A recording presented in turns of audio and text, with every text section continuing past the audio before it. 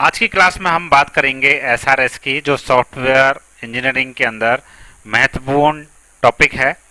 तो एसआरएस को लेकर के एग्जामिनेशन में क्वेश्चन भी आए हुए हैं। एक क्वेश्चन हम डिस्कस कर लेते हैं। आरपीएससी द्वारा आयोजित एसीपी एग्जाम 2014 के अंदर क्वेश्चन पूछा गया है। क्वेश्चन इस प्रकार पूछा गया था, out of following which comes under requirement specification. तो चार ऑप्शन दिए गए हैं। इन ऑप्शन में से आपको बताना है कि रिक्वायरमेंट स्पेसिफिकेशन के अंदर कौन सी चीज आती है इन चारों में से। तो पहला है functional implementation, temporary data collection, user feedback about project और डेटा फ्लो मॉडल्स। तो ये इनमें से कौन सी चीज है जो रिक्वायरमेंट स्पेसिफिकेशन के अंदर आती है, बतानी है। चलिए एक बार हम एसआरएस पूरा समझ लेते हैं ब्रीफ में।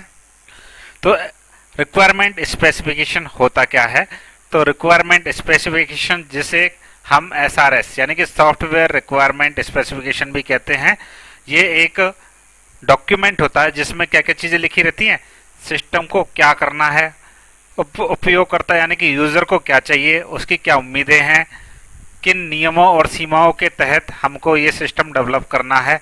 तो ये सारी चीजें रिक्वायरमेंट स्पेसिफिकेशन के अंदर लिखी रहती हैं। तो जो ये स्पेसिफिकेशन लिखे हुए रहते हैं इस डॉक्यूमेंट में, इसका इस्तेमाल करता कौन है?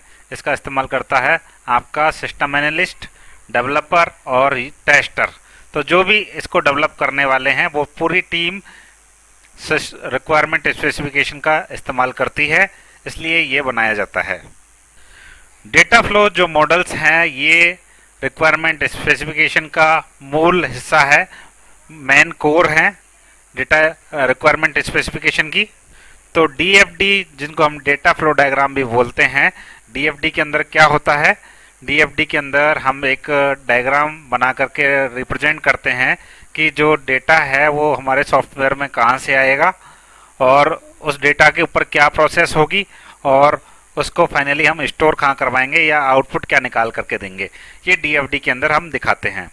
डीएफडी को हम फंक्शनल रिक्वायरमेंट भी बोलते हैं। फंक्शनल रिक्वायरमेंट का ग्राफिकल रिप्रेजेंटेशन भी बोलते हैं डीएफडी को, डेटा फ्लो डायग्राम।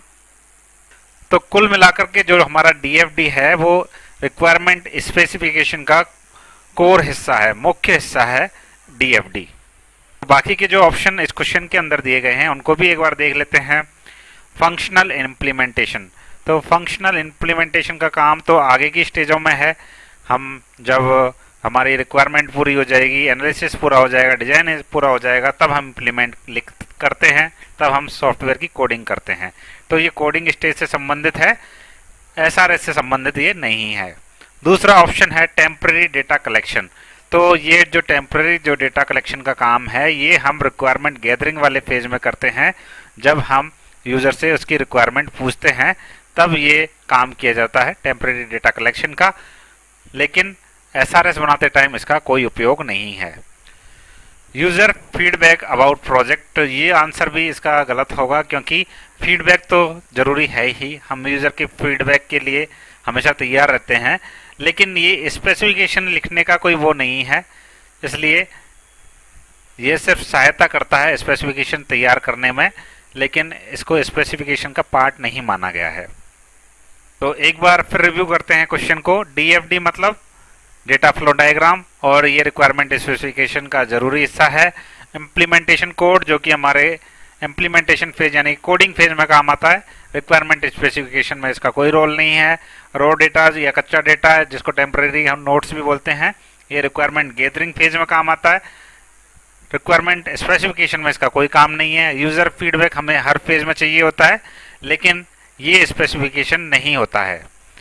तो आपको समझ में आ गया होगा।